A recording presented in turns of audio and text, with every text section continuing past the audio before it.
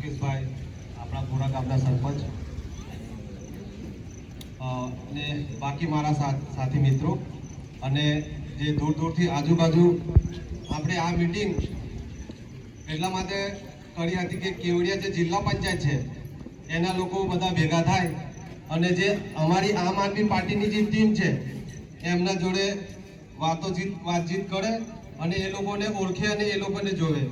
એટલા માટે આ એક ગોળા ગામ બધાને સેન્ટર પડે એવી રીતે કેવડિયા જિલ્લા પંચાયતની મીટિંગ આ કરેલી હતી અને એમાં ગુજરાત જોડો સદસ્ય અભિયાન જે ચાલુ છે આમ આદમી પાર્ટીનું, એમાં બધા લોકો સહકાર આપે, ખભોથી ખભો મરાવીને ચાલે એવી રીતે આ મીટિંગ હતી. અને આજના જે ગોળા ગામ ખાતે અંબાજી માતાના મંદિર જે મંચ છે ત્યાંથી જે મને 2 શબ્દો કહેવા મળ્યા છે એ બદલ હું મારી ટીમનો આભાર માનું છું. હવે હું આગળની વાત શરૂ કરું એ પહેલાં કે પહેલાં તમને ઘણી બાબતે લૂંટી લઈ ગયા લોકો. કોઈ સરદાર સરોવર બનાવી લૂંટી ગયા, પછી એવું હતું કે આપણી જમીન આપણને પાછી મળી જશે, પણ પાછા આપણે કોઈ સ્ટેચ્યુના પ્રોજેક્ટમાં લૂંટી લઈ ગયા. સાચી વાત છે કે નહીં? કહેજો. કોઈએ સરદાર સરોવર બનાવી લૂંટ્યા, સરદાર સરોવર બન્યું એમાં આપણને શું ફાયદો થયો?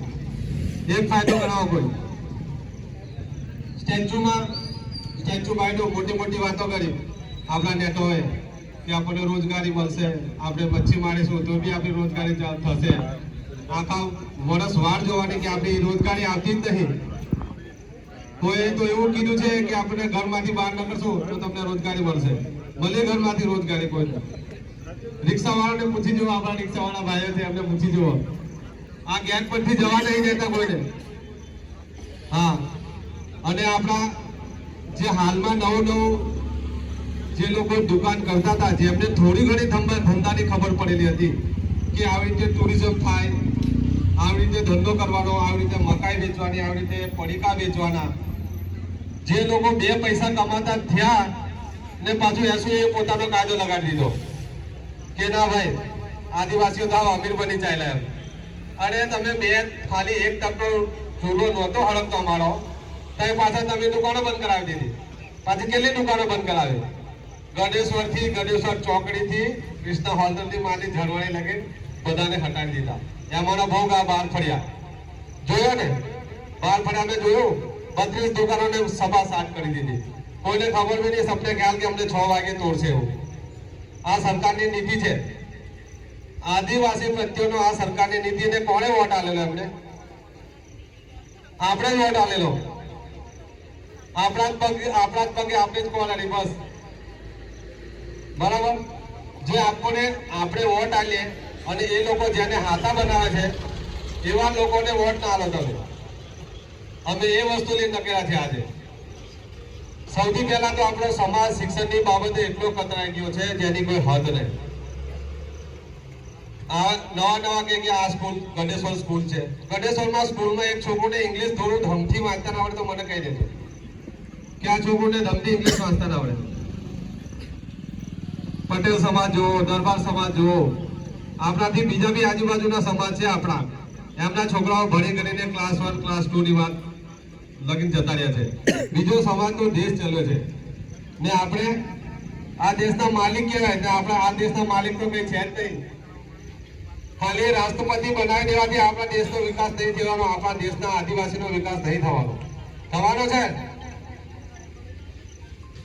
થોડું ઘણું આપણે કઈ કરતા ત્યાં આ સ્ટેચ્યુ ખાલી ટુરિઝમના નામે ચાલવાનું હતું અને આ જે આપણા વિસ્તાર છે એને વિસ્તારને થોડી ઘણી રોજગારીની તકો મળે એ રીતે ચાલતા હતા.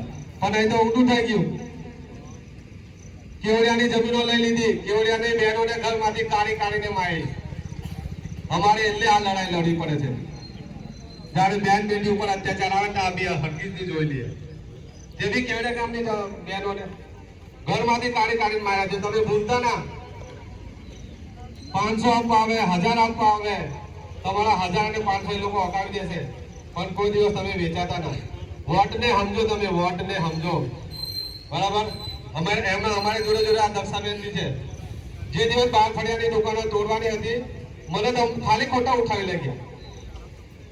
ઘેર આવીને ઉઠાઈ લે મને કે ચાલો નોકરી મેલો આવે તમને લીધીએ તો સીધા જીતનગર પહોંચાડી દો તઈ જીત જો તો પાછળની દક્ષાબેન બી આવી ગયા હિંમત આવી જાય કશું વાંધો નહીં પણ કહેવાનો મતલબ કે અત્યાચાર છે આ એક જાતનો અત્યાચાર છે કે આપણે આદિવાસી ભોળા છે કઈ જાણતા નહીં કોઈને કઈ કહે ના રસ્તા પર એક્સિડન્ટ થાય તો બિચારો કોઈની કઈ પૈસા ના માંગે કોઈની ગાય મળી જાય પૈસા ના માંગે કોઈની ભેંસ મળી જાય પૈસા ના માંગે આ લોકો એવું સમજી બેઠા કે આ તો ભોળા આદિવાસી છે પણ આપણે હવે એવું નહીં ચલાવવાનું બરાબર આપણી જોડે બીજા બી જેબી કંપનીના માણસો છે એ લોકો બી બિચારા ત્યાંથી ધક્કો મારીને મોકલી દીધા જે જેપી વખત ના આવેલા એ લોકોને બી જોડે જોડે પાછા ધક્કો મારીને મોકલી દીધા કે તમે બી આમની જોડે હમણાં આજે જ એક કાકા આવ્યા કહેતા હતા કે મારે બી ચૈતરભાઈને મળવું પડશે મેં કીધું કાકા હું કા એમ તક અમારા ઘર નંબર જ નહીં એમ કે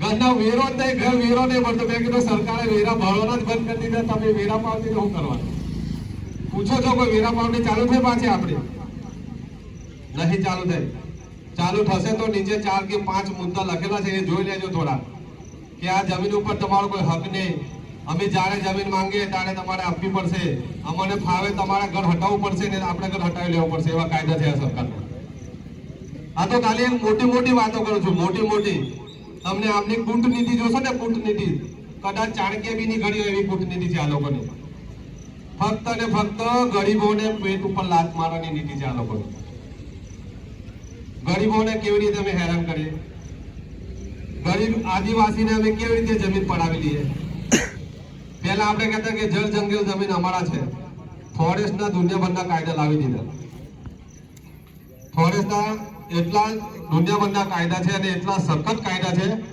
કે તમે એક બી ઝાડ કાપ્યું ને એટલે સીધા અંદર જરવાણીથી લોકો માથા ભારે લઈને આવે છે લાકડા બિચારા તેથી સૂકા લાકડા સવારે 5 વાગે લોકો નમી જતા એમનો ઘરનો ચૂલો ચાલે છે પણ એ લોકો માટે કોઈ એ નહીં વર્ષોથી લોકો ચાલી લાકડા વેચે છે પણ કોઈ વ્યવસ્થા નહીં એમની ચોમાસામાં બધું બંધ ઠપ થઈ જાય બીજી બાજુ પેલા ફળિયા ઉપલા ફળિયા વાળા જે આપણા ધીરજભાઈના ફળિયા વાળા લોકોને રસ્તો નહીં નાળું ધંધો કેવી રીતે કરવું હવે થોડા ઘણા સીતાફળ થાય તો પેલા બજારથી લૂંટેરા આવે રાજપીપળાથી તે પાછા ઊંચક ભાવે લઈ જાય ત્યાં બી આપણે આદિવાસીને મારી નાખે એટલે કહેવાનો મતલબ કે આ લોકોની આવી કુંડલી છે કહેવાય છે કે દેશના મૂળ માલિક પણ મૂળ માલિક જેવું કઈ દેખાતું નહીં ને એમાં જ્યારે કોઈ આપણા હક માટે લડવા નીકળે ને જ્યારે આપણા હક માટે કોઈ લડવા નીકળે બિરસા મુંડા આપણા જનનાયક છે એમણે બી આવી જ રીતે અંગ્રેજો સામે લડાઈ ચલાવેલી સેમ જેવી રીતે આજે ચૈતરભાઈ વસાવા ચલાવે છે ગભાડામાં છોકરા મળી જાય દોડી આવે બાર ફળિયાના ઘર તૂટી જાય દોડી આવે આદિવાસીની ગ્રાન્ટમાંથી પૈસા વપરાય દોડી આવે મનરેગામાં પૈસા જે આવે છે જે 100 દિવસની રોજગારી છે આપણા મજદૂરીની એ મજદૂરી પણ આ લોકો ખાઈ જાય છે મજદૂરી ખાઈ જાય પ્લસ આપણે કોઈ બી મનરેગાનું કોબાને આપણે મનરેગાના કામ આપણા વિસ્તારમાં થયો હોય ને કોઈ જોયા હોય તો કહો છેલ્લા 2-3 વર્ષમાં થયા છે પહેલા નોંધાતા બી કે ચાલો કોઈ જગ્યાએ તાળા બનાવ્યો સાંકળમાં તાળા બનાવ્યો ઝરેલા સરપંચે કામ કરાયું થોડું ઘણું દેખાતે તો આ જાણે એવા કૌભાંડો બી બહાર પાડે તો સાહેબને પાછા ઉઠાવી જાય એટલે કોઈ બી માણસને મતલબ આદિવાસીને સુરતમાં મજૂરી કરે ને કાઠિયાવાડમાં મજૂરી કરવા એટલા જ બનાવવાના બસ એ લોકોને ભણાવવાનું નહીં એ લોકોને ભણાવશે તો એ લોકો આપણા પાસેથી હક છીનવી લે સ્ટેચ્યુમાં સરકારી અધિકારીના બંગલા બનાવવાના હોય તો 2 મિનિટમાં બની જાય છે 10 દિવસમાં બની જાય છે 100 દિવસમાં બની જાય છે પણ આપણી એક ક્વાર્ટર લાવવાની હોય એક ક્વાર્ટર આપણા ગામમાં ક્વાર્ટર આવે છે લાવવાની હોય તો આખો પંચાયતના પેલા 5 વર્ષના સરપંચના હશે ને 5 વર્ષ એ સરપંચના 5 વર્ષ પૂરા થઈ જશે સાચી વાત છે કે નહીં હા એટલે તમે જે તમને કામ કરે છે આ અમારી ટીમ છે અમે મોટી નહીં ફાટતા પણ આ અમારી ટીમ છે આજે અમે તમે એટલે કહીએ છીએ કે આ અમારી ટીમ છે કારણ કે અમે એવા રસ્તે જવા માંગીએ કે ગરીબથી ગરીબ માણસને સરકારનો લાભ પહોંચે સરકાર ના બી લાભ આપે અમારી સરકાર આવે અમારી સરકાર સામે લડીશું અમારા સરકારને કહેશું કે આ તકલીફ અમારી છે સમાજની અને જે અમારી સરકારનો સ્પષ્ટ ઉદ્દેશ છે કે અરવિંદ કેજરીવાલ કહે છે કે અમે તમને પૈસા એક્ટ બી આલશું. જ્યાં પહેલી મીટિંગ થઈ હતી આપણી બોડેલી 2022 વિધાનસભામાંની જે મીટિંગ હતી ત્યાં બી એ કહી ગયેલા કે તમને પૈસા એક્ટ બી લાગુ કરીશું, અનુસૂચિ 5 આપશું, અનુસૂચિ 6 હશે, ડબલ એ હશે. પણ 72 વર્ષથી 30 વર્ષથી ના કોંગ્રેસે આપણા એક બી વસ્તુ લાગુ કરી છે, ના ભાજપે ગુજરાતમાં 15% આદિવાસીનું થોડું પણ નહીં વિચારેલું.